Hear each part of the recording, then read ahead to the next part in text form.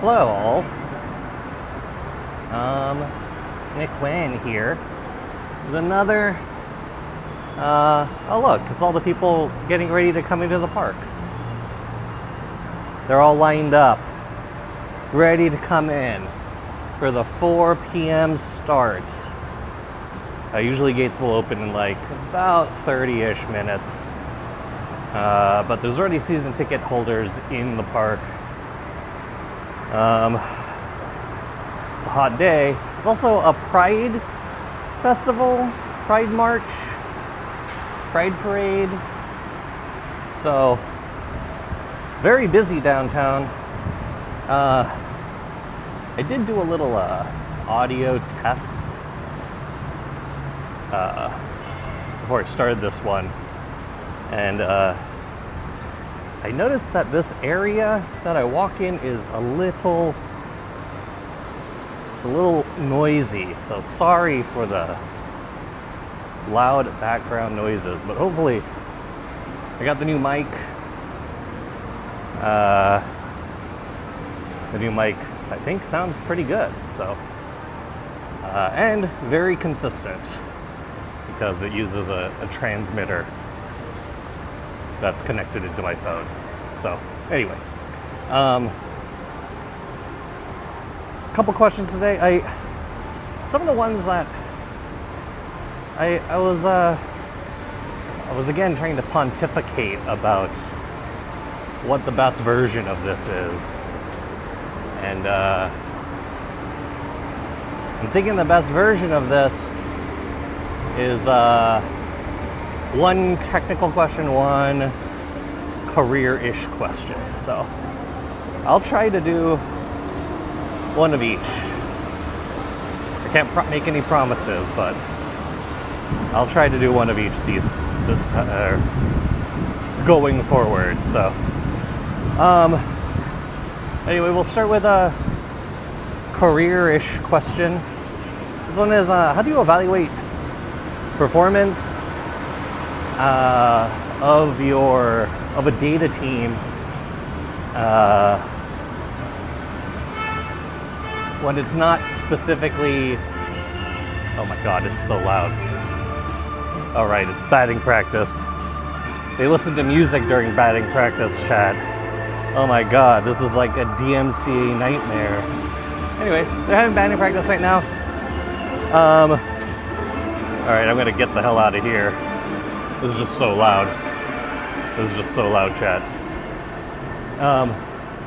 So how do you evaluate the performance of a team when you're not using just performance? And I think there's like several ways to do it, right? One, obviously, it's contributions to the team. So we're in this game to win. The object is to put wins on the field, and the object is to help give support to coaches and players in areas where they may be able to take advantage of data to supplement their current elite level of talent. So analytics obviously tries to support, give information. So being able to execute on projects, being able to deliver projects on time, being able to join conversations and think of the next project, or are we even asking the right questions? Those are all important pieces, but these all kind of like sum together as part of the so-called team performance evaluation. So it's getting wins on the field, but it's how we get wins on the field, specifically through helping players and coaches understand data and understand their strengths and their weaknesses. So what other ways are we evaluated? Well, wins on the field is one thing, but it's also like, are we putting up, or are we putting in the right guardrails, right? So something that analytics, a lot of people who think like, oh, analytics departments, they're supposed to predict the future, get things right. Well, it's as much about getting things right as it is also making sure that we're not getting ourselves in the wrong situations, right? So it's not always about what's correct. It's sometimes more about what would be really wrong. And so what's really wrong at times is, say there's a trade situation, and in that trade situation, people are saying, well, we want to give away, oh my God, this is so loud. This is really loud, Chad. Say in this trade situation, all right, I gotta get out of here. Hold on one second. I forgot that music is happening.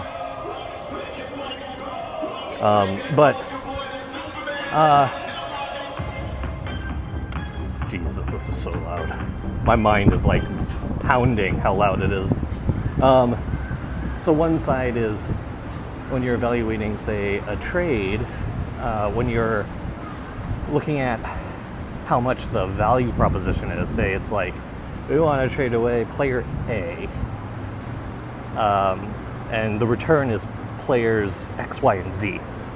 Okay, well, is that a good trade, right? Now, yes, player A is going to, trading away player A to get players X, Y, Z will put more wins on the field, but at what cost, right?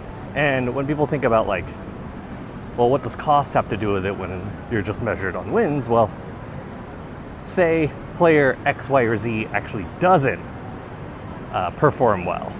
Or let's say one of player X, Y, or Z gets injured.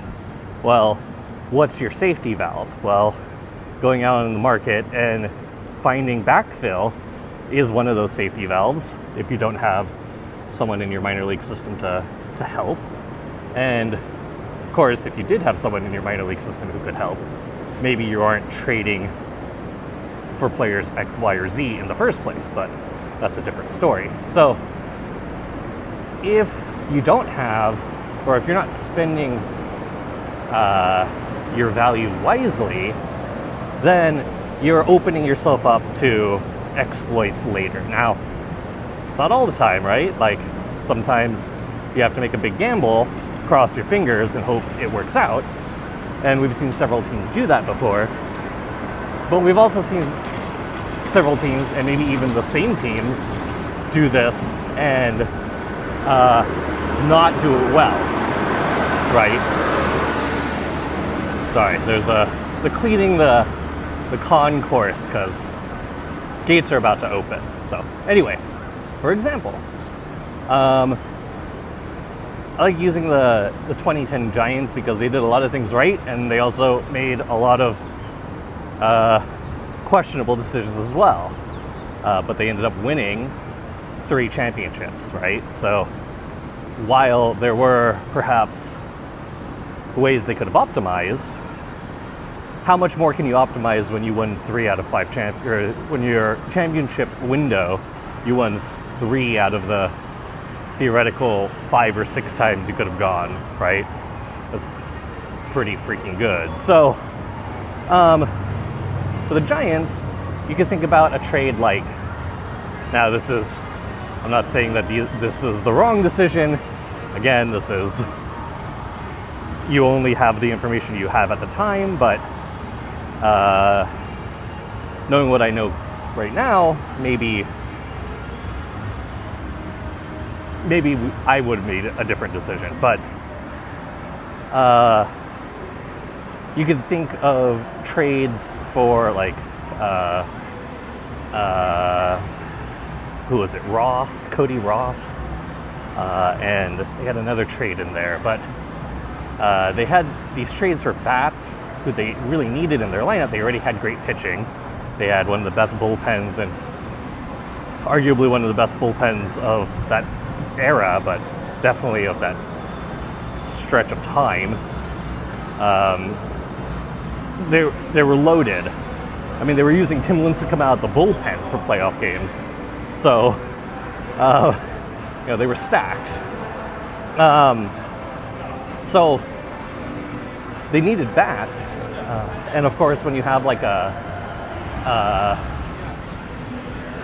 really big park, it's hard to attract quality batters because they're not going to hit as well, right? Like there's this whole concept of what would Brandon Belt have done if he was in a more hitter-friendly park, and the suggestion was like, well, he would have been like a 40 home run hitter, maybe sniffed an MVP, definitely a Silver Slugger, but in his career, he ends up being a first baseman who hits one of the most, or maybe the most, but a first baseman who has like an abnormally high, maybe one of the highest amounts of triples, and that's a testament to how deep that park is. Also, the fact that it's really hard to hit lefty homers in San Francisco.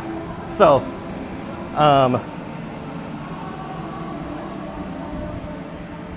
so when you're thinking of like, all right, well, batters tend to have their batting metrics deflated. It's hard to attract free agent batters, or if you do, they're going to cost a lot. Now, that does mean trading for players tends to be a good way to acquire really good players, but it does cost you a mix of money and prospect. So while they did supplement their batting core with Cody Ross, and they ended up winning a championship, I believe, in that was 2010, maybe actually 2012.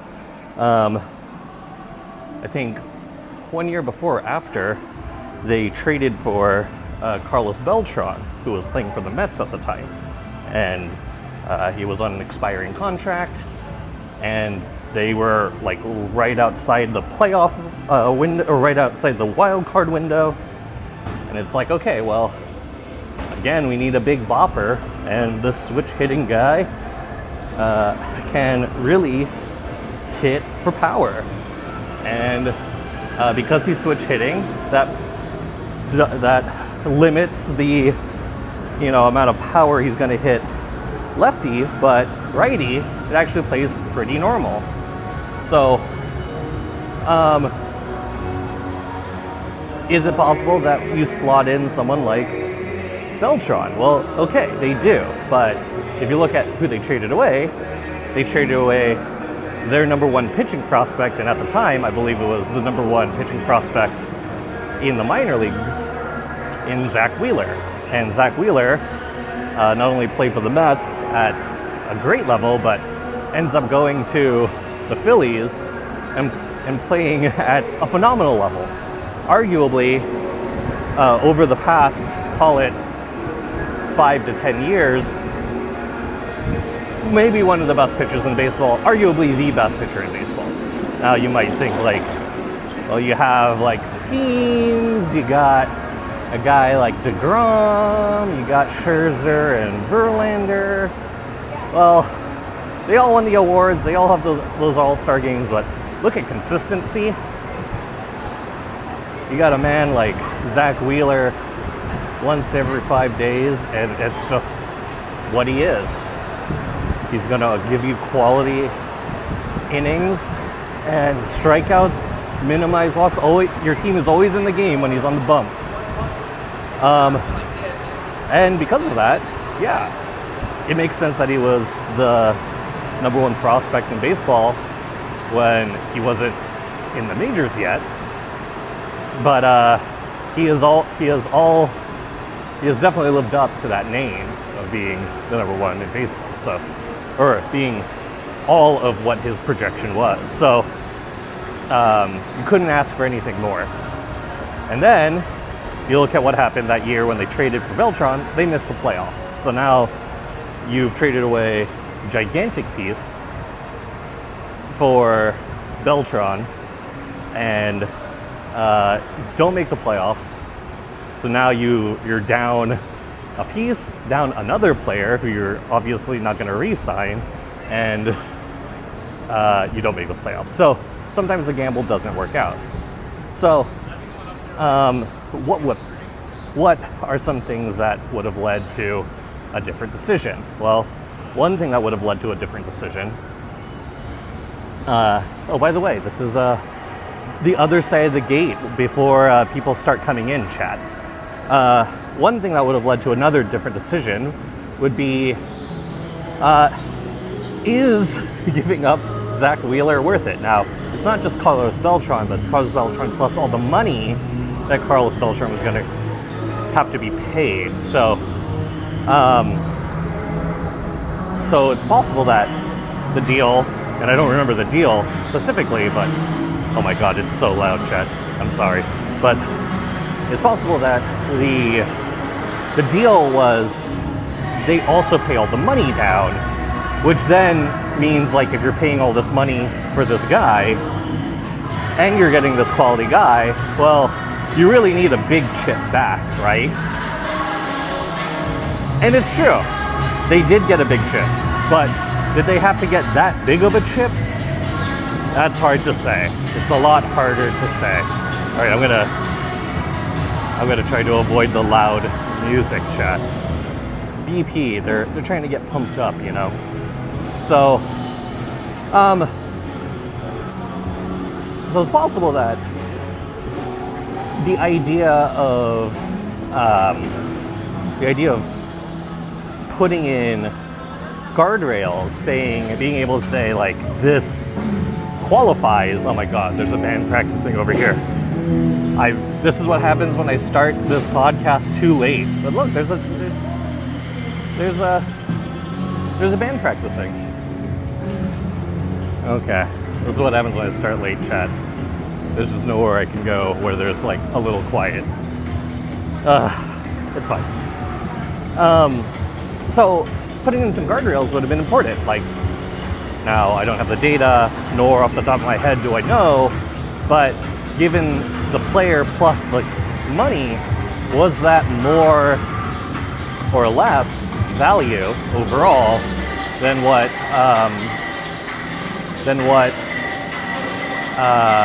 is that more or less value than what the Mets were getting for San Francisco, right? And if the answer is, well, they're equal, like Zach Wheeler given his prospect value plus the money equals that of the production of Carlos Beltran, then fine. That's a fair deal, right? Now, typically, the team that has leverage is the team with the player. In this case, the major league player. So Carlos Beltran has even more leverage, and if there are several teams who are trying to acquire Carlos Beltran, that increases his value. So there's this, like, kind of silent bidding war that's happening. Like, well, this team wants to do it for this. If you want to do it, you got to put this guy in. This team's going to do it for this. If you want to do it, you got to put this stuff in. This team wants to give up their comp pick. You got to put in something that's more valuable than just the comp pick. Like, there are times where it's possible that you're bidding against other teams. You don't know who the other teams are, but to get your player, there are other teams that are ultimately trying to acquire this scarcity of talent, right? So that's also a reason why you could judge success based off, you know, are we giving up too much or are we giving up the right amount? And for some teams, they're very disciplined in the trade market. That's why you don't see some teams make gigantic splashes all the time. And when they do, it seems like they fleeced them. They got a haul. All these different terms. Well, you only know what the end deal is, which at the end of the day, that's what the fans should care about the most. But to know how it got there, that's usually industry secret. And sometimes how a trade evolves and develops, it gets crazy pretty quick. I've been part of many trades at this point, not a ton, but several trade deadlines at this point. And to see how the market evolves very quickly, and what teams end up asking for and what teams end up doing, it's it tests the limits of your modeling, I will say. There are good public work that try to take into account as much public information as possible, like what's it called? Major League Trade Value, whatever that website is, where they have a Twitter account and they put out whether or not a deal was accepted by their model or if it was an overpay. They do an okay job because they take into account a lot of the things that you should take into account. Years of control, the prospect value, the prospect projection, the production left on the contract. There's a lot of ways you could calculate things back into a dollar value and ultimately say, well, dollar for dollar, does this make sense? Now, obviously the thing they miss is, and they don't necessarily miss it, they just don't know it, is the evolution of how a deal is coming about. Like, you know, one team deals with another team, but how many other teams were involved? If you knew that 5 other teams are involved with a player, well, now the value of that deal is clearly going to be way more inflated, right? Because each of those teams are competing against each other. And so that's where you see really large overpays. In the sense of like, oh, this is a smaller deal and this is a good player, this seemed to be like a fair deal. Sometimes teams are just talking to a few teams and the best deal ended up being the right one. Like, no team was going to put in more money or more player value to acquire a player. So all teams hold the line. They end up getting equal value or fair value based off public evaluation. But because you don't know how many teams are involved, it's hard to say how high should a player be, or how much should a player actually go for. In the case of, say, Juan Soto, a lot of different teams were probably very much interested in acquiring Juan Soto, both at the trade deadline when he was on the Nats, and also in free agency. So that is how the deal to send Soto over to the Padres ended up coming about. They ended up sending the Nationals a ton of players, and a large amount of those players are playing on that major league team, including James Wood, who looks very much all of his prospect hype. He might be a future MVP, you know? He just looks very good, but in hindsight, it's like, well, the Padres did what they needed to do to acquire Soto to make a run at the World Series. They end up not doing it. Now, not only did they not get ultimately what they wanted, but they no longer have Soto, and they don't have this, this pool of players in their minor league system that could have filled for their major league team at different places. And so when you're thinking about, like, how do you evaluate a data team success, you have to think about, like, well, is the value worth it, right? Not just the market value as stated by the modeling, but is there some way to evaluate, like, leverage? Like, a team now has 5 other teams involved in this discussion.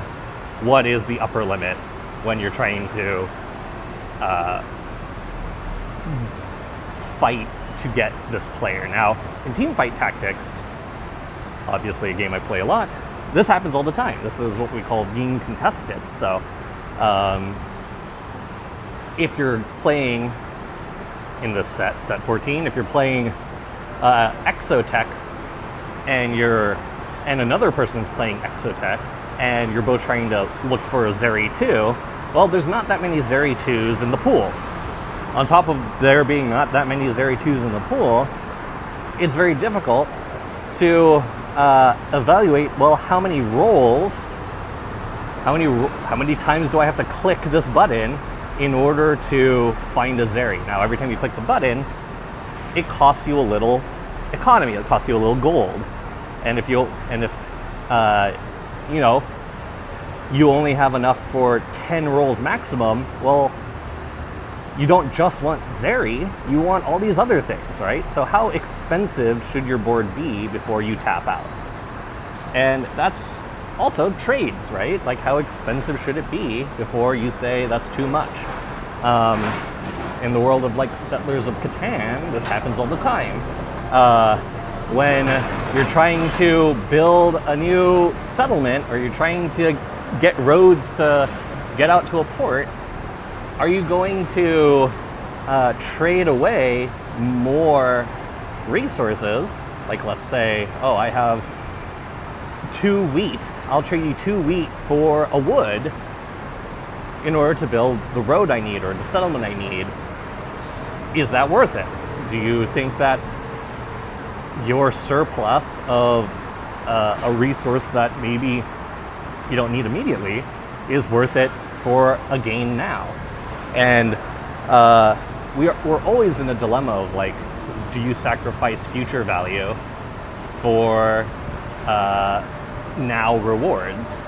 And the biggest answer to that is like, a vast majority of people usually mortgage the future because smaller, sooner rewards seem way more valuable, mainly because you're seeing the actual sooner.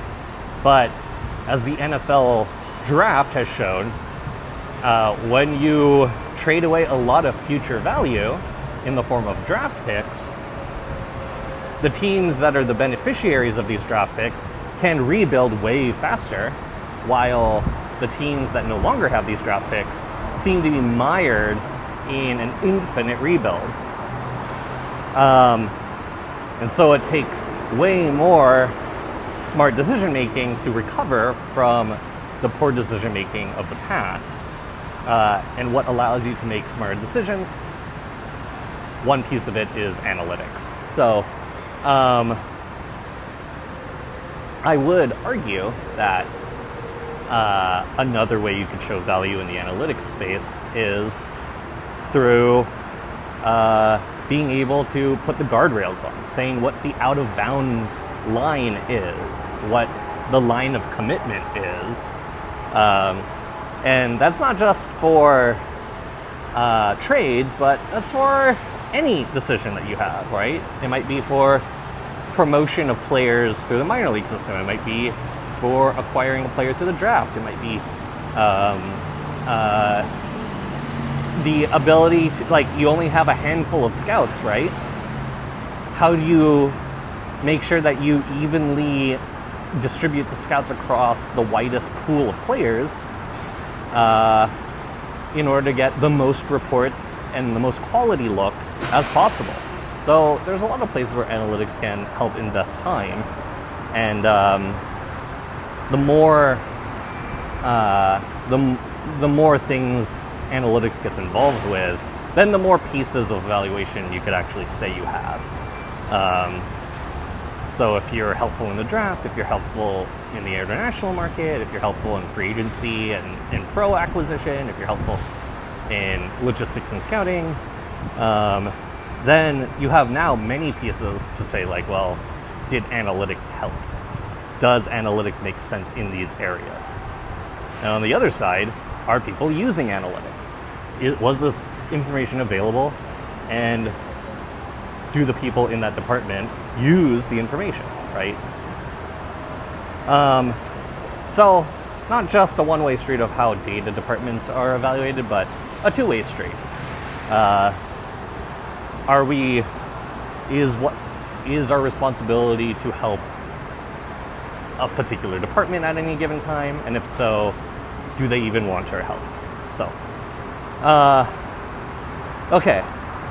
One technical question, and then I'll wrap it all up here. Someone asked about small sample and how do you deal with small samples. They mentioned the playoffs, but you could think about small samples in many different ways.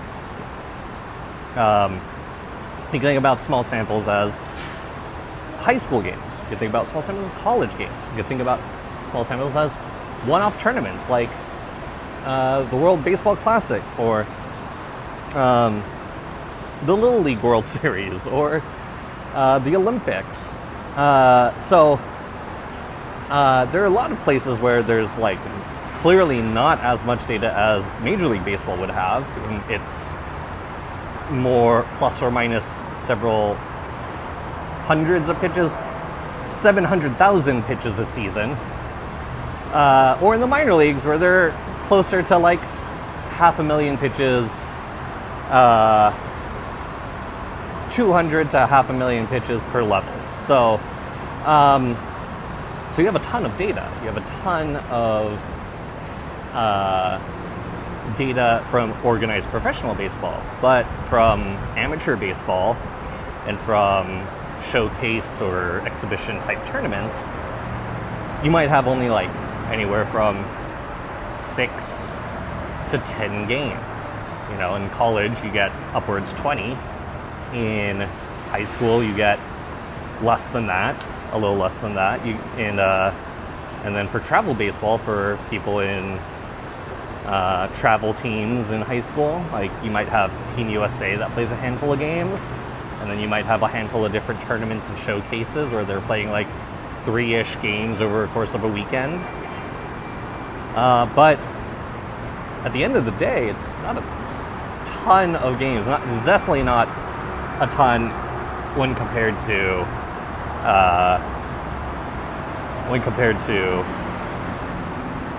a full season of Major League Baseball. So, how do you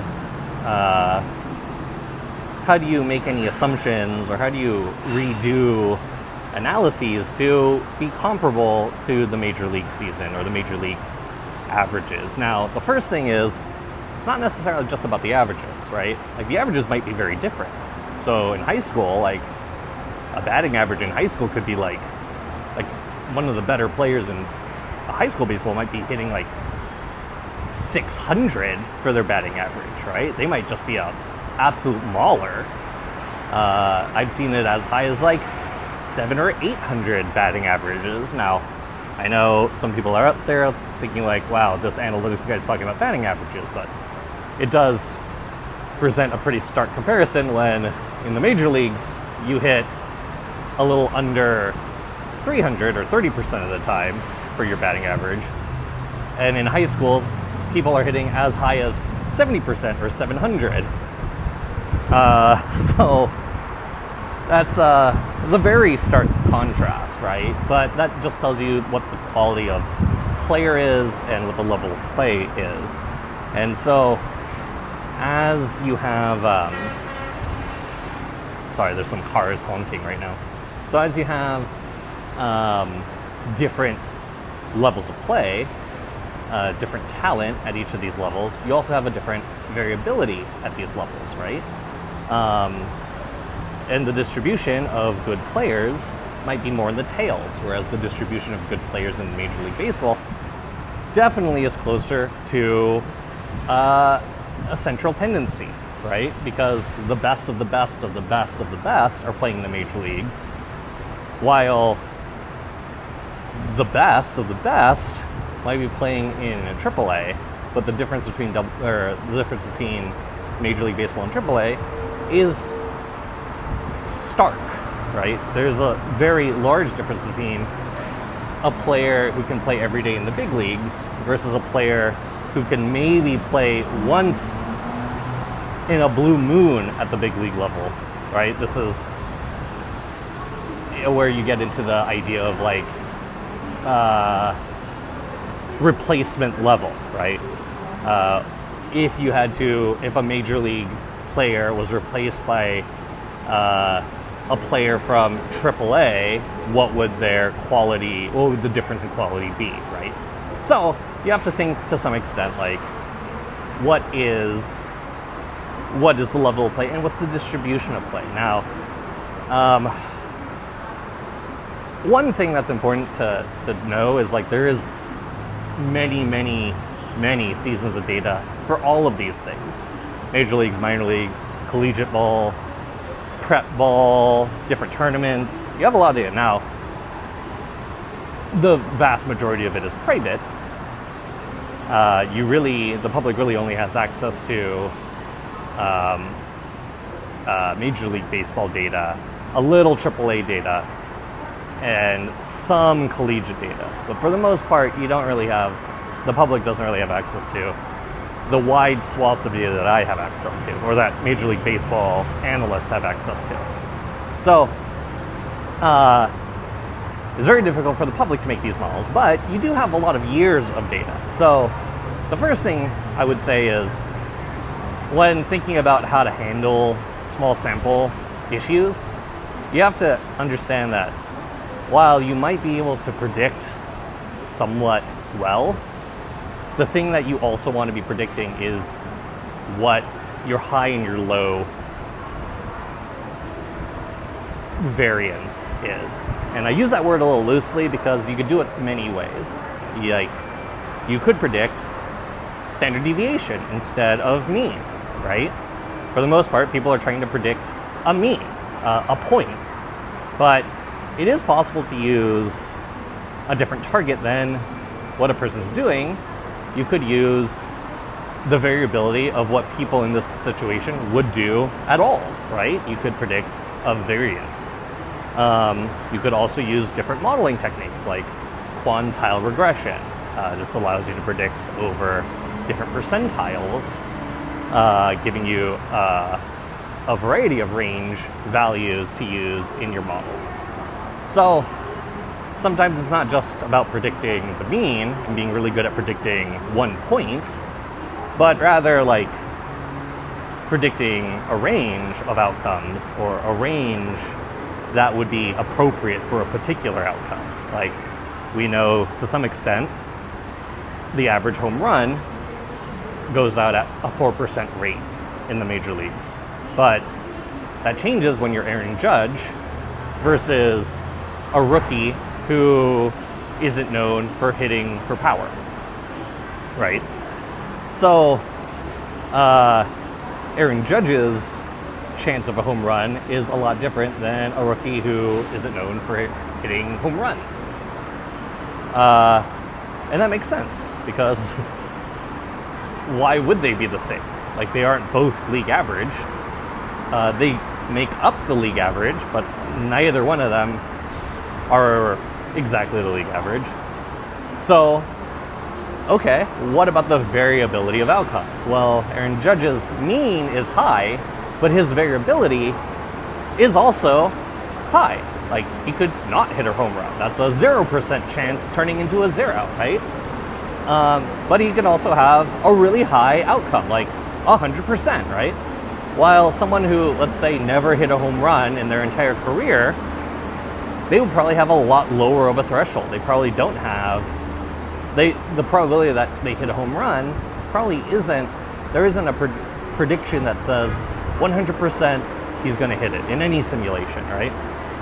Or if there is, it's far fewer than the amount of times that happens for Aaron Judge. So thinking about it from a distribution, a variance point of view is important, and understanding that in these small samples, yes, we know that there's going to be higher variance, but that doesn't mean we have to just lay down and say, oh, it's high variance, woe is me, how is this projection or this prediction ever going to be accurate? Hold on, there's they're cleaning. Is this thing from before, chat? They're cleaning the concourse. So you can't just lay down and say, oh, well, the projection is going to be off because the league is small sample and it's variable. You gotta be a little more creative. How do you mitigate loss? How do you mitigate being wrong? Well, like I was just saying, if you know where the boundaries are, if you know what the variability is, then that might be able to speak towards how off were you really. Like if you knew that, oh, the threshold for something is really a lot wider than the threshold for major leagues, well, then your so-called wrong guess, if that's within your range of predictive values, who's to say that you were wrong? It could have been just as equal for your prediction to happen as that to happen at a major league equivalency. For example, the guy who's hitting 700 for average in high school, that sounds insane to predict, but is that really that insane? I don't think it's that insane if the distribution of that league suggests that there are not just one, but many players who have done that. So while that doesn't happen in Major League Baseball, that would be quite literally, for qualified batters, 0%. In other leagues, that might be 5%, 10% likelihood, right? So don't feel like distributions are like, or small samples are gonna like ruin your project. Try to predict many things beyond just the average. Trying to predict variance, trying to predict some form of variability, trying to predict some form of skew is important because the pros do that. And if you want to go from wherever you are to being a pro, you gotta do the things the pros do. So, all right, chat. This is a little longer, but I'm pretty happy with it. Going forward, I'm going to try to keep this format: one career question, one technical question. I'll see how far that gets me. If I get bored, I'll do something else. Anyway, I'm going to go post this. Hopefully the audio quality is better. I'll check once it's uploaded. I'm really not going to redo this. I'm just sending it. It's also a little windy, so if it's really ass, I'm sorry. You guys can just skip this one. First day with the new mic, you know? So, anyway, I will catch y'all tomorrow.